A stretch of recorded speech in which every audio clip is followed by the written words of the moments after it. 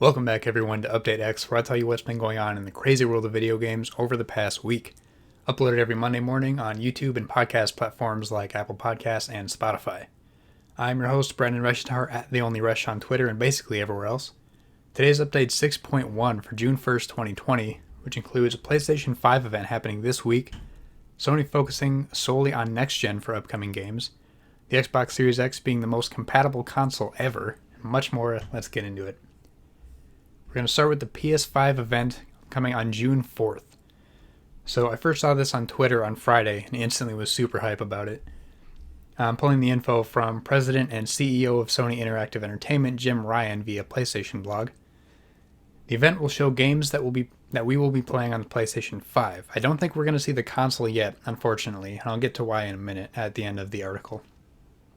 Jim Ryan said, quote, "I'm excited to share that we will soon give you a first look at the games you'll be playing after PlayStation 5 launches this holiday. The games coming to PS5 represent the best in the industry from innovative studios that span the globe. Studios both larger and smaller, those newer and those more established, all have been hard at work developing games that will showcase the potential of the hardware. The digital showcase will be a bit more than an hour long." Jim Ryan also said, quote, "This is part of our series of PS5 updates, and rest assured, after next week's showcase, we will still have much to share with you." That statement is why I'm not certain we're going to see the console itself this week. Because he's saying after next week's showcase, we will still have much to share with you. So I think part of that could be him gearing up for people being upset about not seeing the box, and them saying beforehand that we're still going to see more after this showcase. And that they specified so much that this one is just going to be games that are coming to the PS5. Granted, I'm still a little bit hopeful that at the end of the showcase they'll be like, oh, and by the way, this is the console you're going to be playing it on. And then maybe they'll show it then, but I'm keeping my hopes tailored, for lack of a better word. I'm just making sure I'm not so excited about it. I'm not expecting to see it. That's what I'm going to leave it at. And hopefully this leads to a more consistent flow of information on the PS5, like what Xbox is doing, giving us information at least once a month about the Series X. They haven't stated how frequent they're going to give us updates about it. I'm hoping it's going to be monthly, at least, but we'll see what happens after the June 4th event. You can watch the stream on Twitch or YouTube on June 4th at 1 p.m. Pacific time. I'm assuming that'll be on PlayStation's official channels on Twitch and YouTube. And IGN and a bunch of other places are also going to host watch parties, so you can get it almost anywhere if you watch it live or look it up anywhere after the fact. The article ends with a quote from Jim Ryan saying, "I hope we can make you proud." Well, we all hope so too. I think it's going to be a good event, regardless. And going on from that, we got a state of play focused on The Last of Us Part 2. I didn't watch the whole thing because I want the game to feel as new and surprising as possible when I play it, but I did read IGN's article recapping the video, so I can give you guys some relevant non-spoiler pieces of information if you don't want to watch the whole 20-something minute video. And if you don't want to hear any of the things that I'm going to say anyway, I put timestamps in the descriptions of all my episodes, so you can jump to the next story if you want to. So the game starts out several years after the events of the first game, after they settle in the relatively peaceful settlement in Jackson, Wyoming. Ellie is 19 years old. The game will take place over multiple seasons and climates, like the snow-capped mountains of Jackson to the lush Pacific Northwest. Along with jumping, Ellie will be able to use ropes to traverse a more open and expansive map or find hidden secrets. Horses and boats will also help Ellie traverse the larger maps. Then IGN goes over the enemies and factions, which include an armed group that has become a powerful and deadly faction in Seattle since taking control of the city. Another faction is a religious group of zealots that specialize in stealth combat and camouflage. There will be new infected types that we're going to see. One of the new infected types they didn't show. Again, I didn't watch this. I might look up this specific part later because I'm interested. One of the infected types they didn't show, but there was a huge, terrifying roar that can be heard over a black screen in the footage, according to IGN. So that's really cool. I like when games hint at something you're going to see, but not actually give you the visual, so it will be surprising when you come across it in-game. Those moments end up being really good most of the time in games. Also, enemy NPCs are smarter now and can track you from your scent. And I'm assuming they're talking about the new infected types and the dogs that the enemies are going to have, not the human NPCs. I don't think they're going to be able to smell you, but maybe. And then they go into combat a little bit.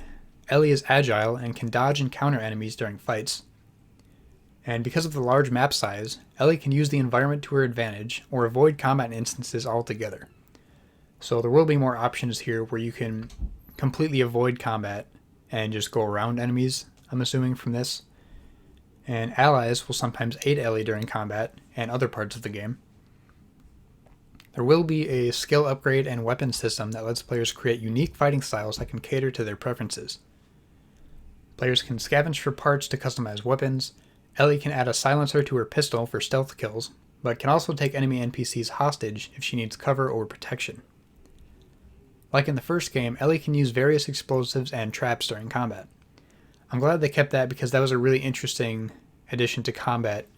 Not addition since it was the first game, but it was an interesting aspect of combat where at some points in the first game I would have run out of ammo and all I would have left is traps.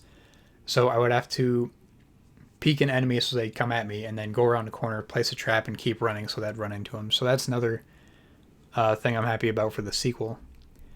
Also, enemies will attack you while you're trying to open locked doors. That's kind of tedious and annoying, I think, in games when you're trying to open a locked door. You're in the little lockpick minigame, whatever you want to call it, and then you get shot at, so the animation or the lockpick minigame goes away and you have to figure out where you're getting shot at from, and it's kind of a mess, but hopefully they do that well in the sequel. And another piece of news about The Last of Us Part 2, I think it's banned in some Middle Eastern countries. I'm getting this info from James Batchelor at gamesindustry.biz. The game does not appear among the listings for the Saudi Arabia and United Arab Emirates versions of the PlayStation Store. The PlayStation Arabia Twitter account still promoted the State of Play broadcast, so they're still talking about the game, it's just not up on the PlayStation Store in those regions. One Reddit user, spotted by VG247, reports that PlayStation support said any game that does not appear in a regional store has been banned by the competent authorities of the country, and we cannot do anything regarding that. If I remember right, Cyberpunk is listed for pre-order just fine in those countries, which includes nudity and sexual content, so that's not the reason, or we can assume that's not the reason that Last of Us Part 2 is banned. It's most likely because of the LGBT content in the game that's making it difficult to get, given that Ellie is gay in the sequel, and I'm pretty sure there's not nudity in The Last of Us Part 2, but there is like intimate scenes with Ellie and her significant other, whose name I do not remember. So that's more likely than not the reason that Middle Eastern countries are not allowing this to be up on the PlayStation Store in those regions. But people are still going to be able to get the game anyway, whether they create a PlayStation account, like quote unquote, from another country so they can get it that way, or third-party sellers in the country will have it. I'm pretty sure they will, so they're going to find a way to get it either way. It's just not, they're just going to have to jump through a couple hoops to get it.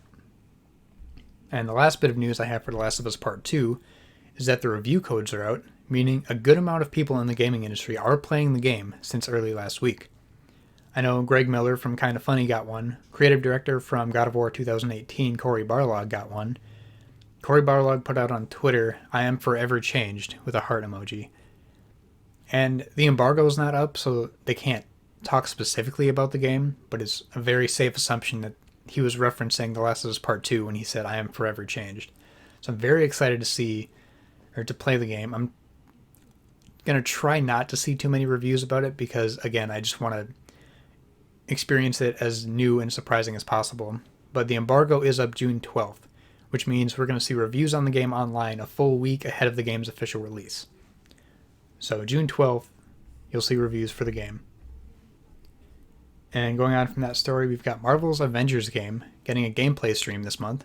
This info is from Adam Bankhurst at IGN. They're calling it their first War Table stream, and it's happening June 24th. It will include brand new gameplay as well as co-op footage, and the game is still set to release September 4th this year, so there have been no further delays to the game.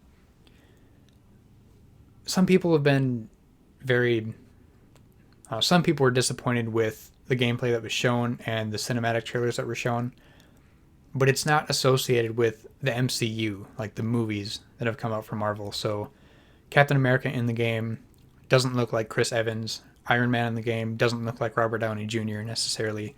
They have their own likenesses and their own voices, and some people weren't happy with that, but there's only so much you can do with a game relating to a movie franchise that's so big that it would cost a lot of money to get their likeness in the game. But I don't think it's that big of a deal, honestly.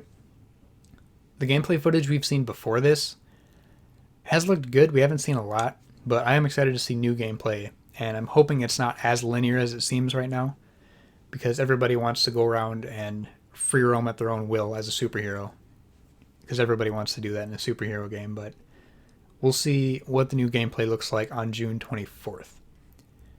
And the next story, we've got Fast and Furious Crossroads has been delayed until August, but we did see another trailer for it with gameplay. I'm getting this info from Fraser Brown at PC Gamer. So the delay is to August 7th, and last Wednesday the gameplay trailer came out, and it looks very okay, is how I'm going to put it. The graphics aren't great, the voice acting wasn't as good as I thought it was going to be. Overall, it just looks okay, which is surprising considering how big budget and good the movies tend to look, and the game is just very lackluster, I think. Another thing that's surprising about it is the developer of Fast and Furious Crossroads, Slightly Mad Studios, is also the developer behind Project Cars. So you would think this game, graphics-wise, okay, whatever, it doesn't look great. But since it's the developer behind Project Cars, we're going to hope that it feels good to drive the cars and the gameplay just feels good as a whole. It, again, looks very okay. I probably wasn't going to play this game anyway, but quick info for those of you who were excited about the game. Going on to the next story, we've got Xbox studio inXile will use the Unreal Engine 5 for its next game. This info is from Andy Robinson at Video Games Chronicle. The developer's next game after a strategy sequel, Wasteland 3, will be a next-gen RPG. So, the more games I hear are using Unreal Engine 5, the more excited I get, because seeing the Unreal Engine 5 tech demo with the PlayStation 5 and that fake game, it wasn't a game that's actually coming out, but a demo they specifically made to showcase the Unreal Engine 5. I'm very excited to see more games using that, and every time I hear another game is using it, I get more excited because I'm a sucker for new tech and next-gen graphics and all that. So an RPG using Unreal Engine 5, I'm very excited for, because it will take the gameplay experience and the game layout to a whole nother level. I'm very excited to see it. And continuing with Xbox, the Xbox Series X will be, quote, the most compatible console ever, Microsoft says. This info is from Alex Avard at GamesRadar. Microsoft made that claim while confirming that thousands of games will be available to play on the upcoming platform via backwards compatibility when it launches later this holiday. They said thousands of games at launch. So this next part is a quote from Jason Ronald, who's the director of program management for the Xbox Series X. He says, with more than 100,000 hours of playtesting already completed, thousands of games are already playable on the Xbox Series X today, from the biggest blockbusters to cult classics and fan favorites. Many of us in Team Xbox play on the Xbox Series X daily as our primary console, and switching between generations is seamless. The post also confirms that supported Xbox One games will make use of a variety of the next-gen console's new features, including HDR, quick resume, 4K resolution, reduced load times, and the ability to double frame rates up to 120 frames per second, many of which require no additional work from title developers.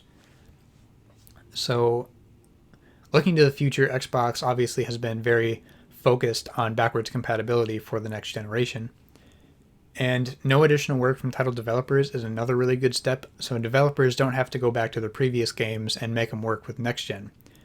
So the Xbox Series X's internal hardware is going to do all that work by itself. I mean, not by itself, because obviously they've put a ton of man hours into making these games backwards compatible. So overall, it's really good. Thousands of games from day one with the Series X, which is awesome. And I really like this next part too. Ronald also promises that the team continues to listen to feedback from the community on additional titles you would like to see added to the compatibility program. So they're keeping the ear to Reddit, Twitter, all the other places people are talking about this.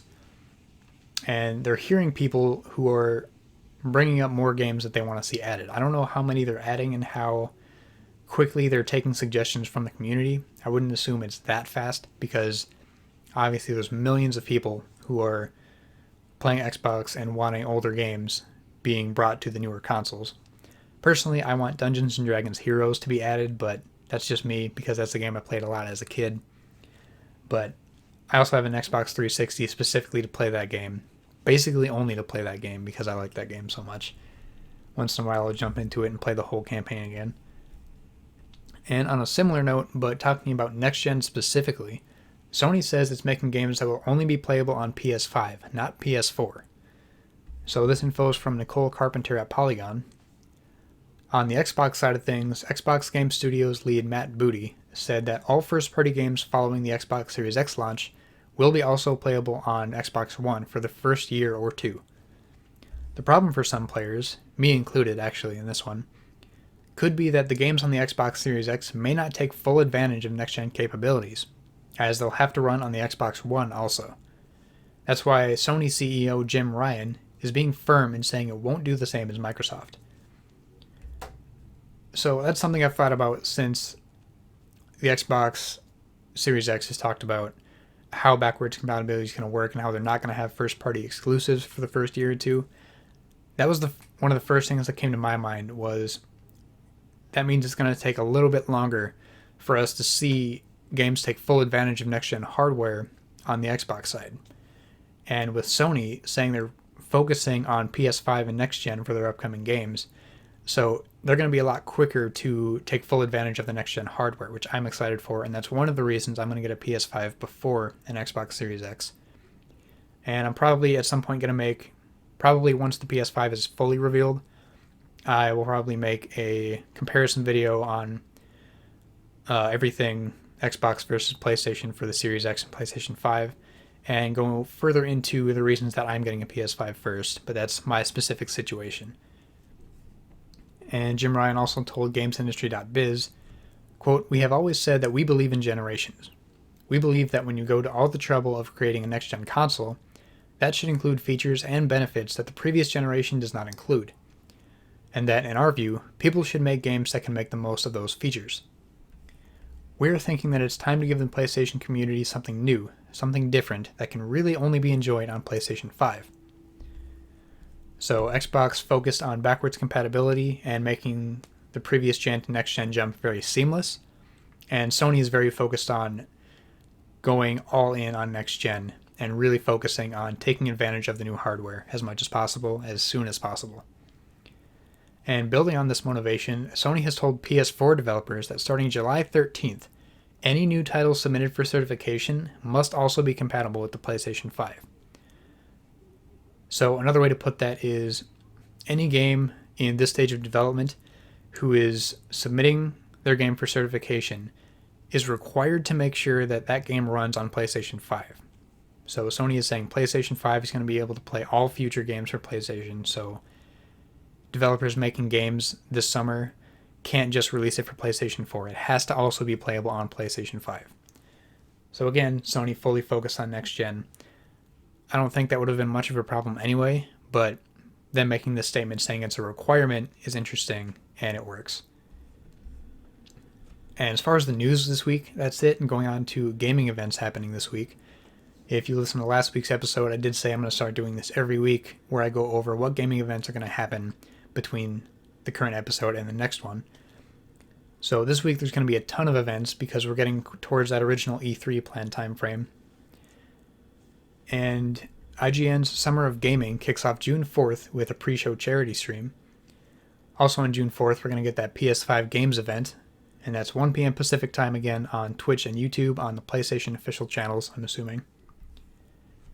And we're going to get IGN Expo Day 1, which is going to have exclusive reveals, trailers, gameplay demos, and developer interviews. It's going to have 3 unannounced game reveals, and that's on June 5th. And we're going to get the Guerrilla Collective, which is a brand new online event with fresh reveals from some of the coolest studios in the world. And that's going to be 10 a.m. Pacific time on June 6th on twitch.tv/Guerrilla Collective, and that event's going to continue June 7th and 8th. We're going to get the Paradox Insider, where they take a deep dive into the amazing games being made by this Swedish publisher. That's going to be at 11:30 a.m. Pacific Time, June 6th on twitch.tv/Guerrilla Collective. We're going to get the PC Gaming Show, which will have new game announcements and updates on the most exciting PC gaming projects. That's going to be 12 p.m. noon Pacific Time on June 6th at twitch.tv/PCGamer.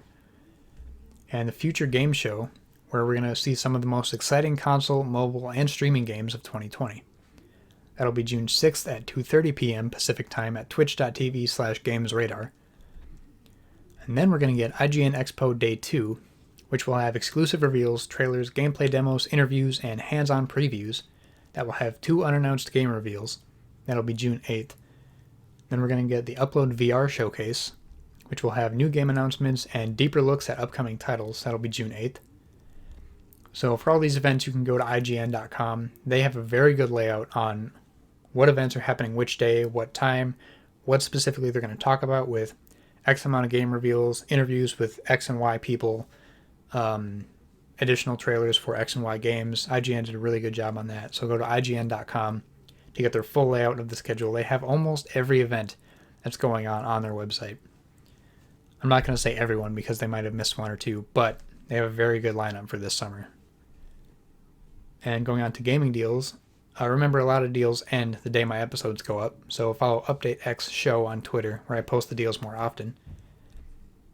First, we've got PlayStation Days of Play for 2020, which is a time of big savings on games, PS Plus, PS Now subscriptions, and more.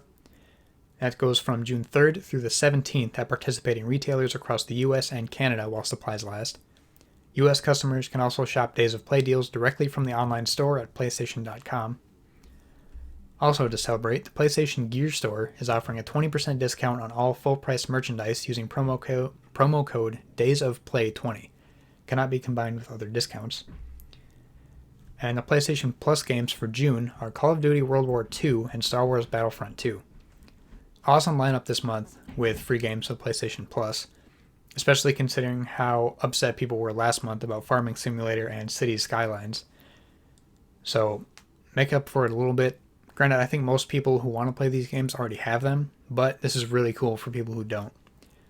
Also, with Star Wars Battlefront 2 being a much better game now than it was at launch, which there was that huge microtransaction and loot box deal when it first launched, which has been a problem before the game came out, but that game was the one that kind of sparked the bigger fire about loot boxes are bad, microtransactions are bad, stop.